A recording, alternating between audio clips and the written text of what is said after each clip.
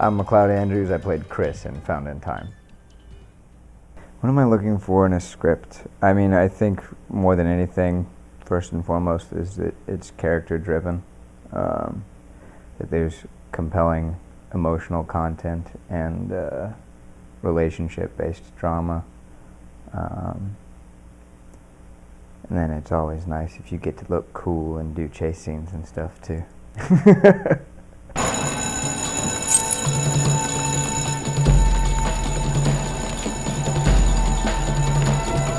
Birds escaping! Going west down Eagle!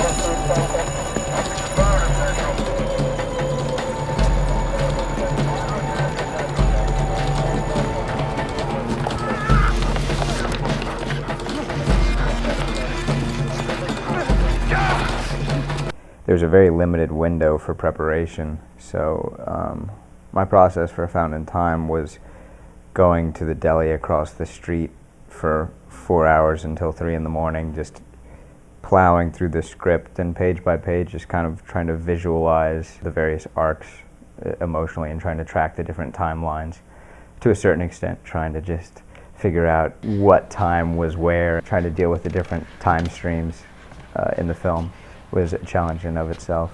Shit. No matter what I do, they end up dead. What are you talking about? I killed Morton and Jess before. No, I killed them. I know you did. Now. I did before.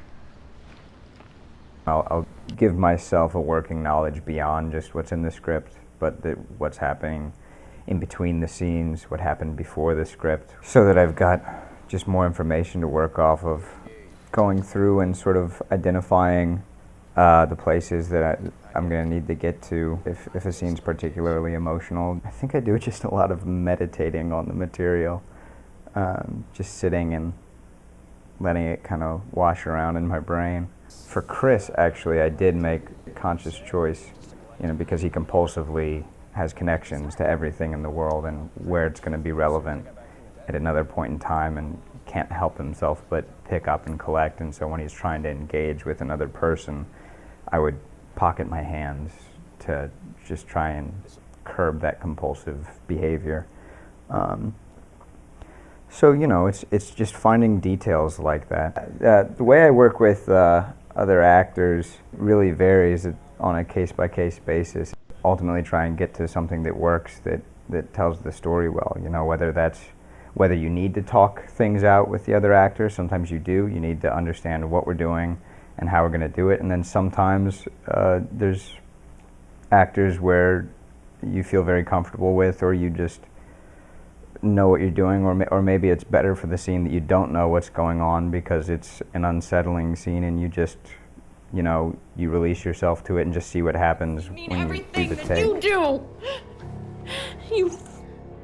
You fell for Ayana, didn't you? No.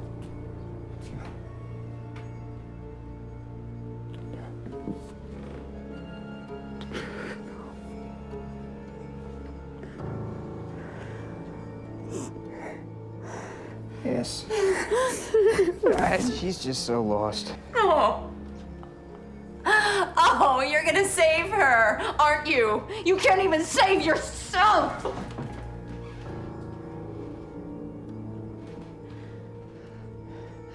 I'm back in the mines now, aren't I?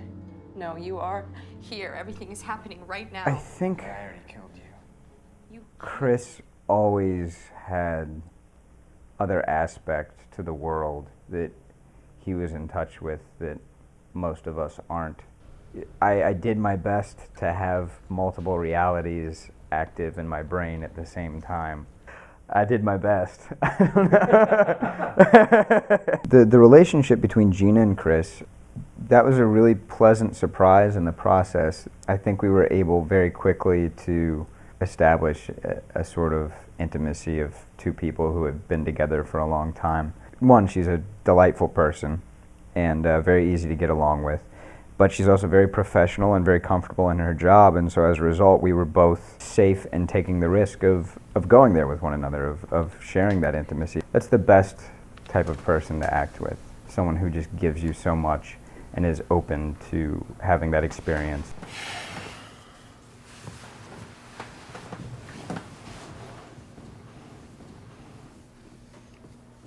I don't think Anthony can help me. You have to give him time.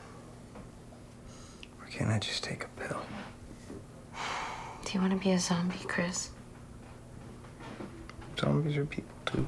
It was fantastic working with Mina and Derek. They're both fantastic actors. They were my fellow vendors. Mina, as an actress, is just willing to take risks and just be present and make bold choices. It was a lot of fun working with her. She has a great energy and spirit about her. Somehow.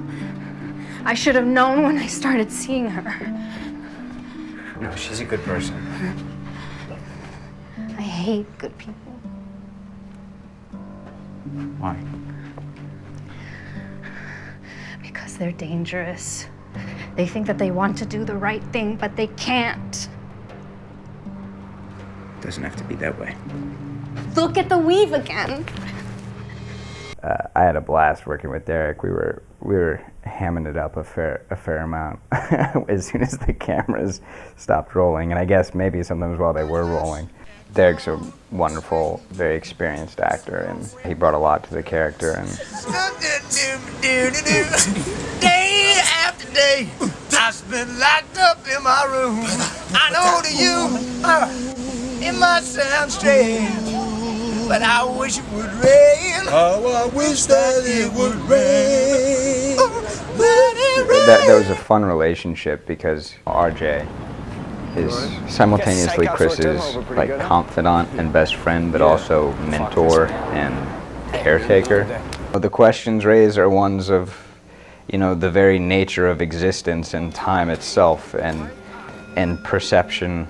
A good film, you don't need to necessarily always know where you are. You need to just have the questions raised, and it needs to inspire you to ask those questions and to examine this world we live in and the way we perceive reality. And I think that Found in Time does that.